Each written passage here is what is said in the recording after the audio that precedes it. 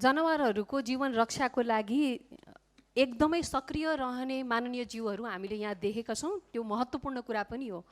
तर आज अहिले भर्खरै माननीय ज्यूले बाँदरको विषयमा कुरा राख्दै गर्दा यसलाई धपाउने यन्त्र छैन भनेर भन्दै गर्दा यो सदनले त्यो कुरामा हाँसेर किसानको पीडा, किसानको समस्या र मर्न आँटेको किसानहरूको संवेदनशीलतातर्फ हाँसेको देख्दाखेरि म सम्पूर्ण माननीय ज्यूहरूको व्यवहारमा आपत्ति जनाउन चाहन्छु।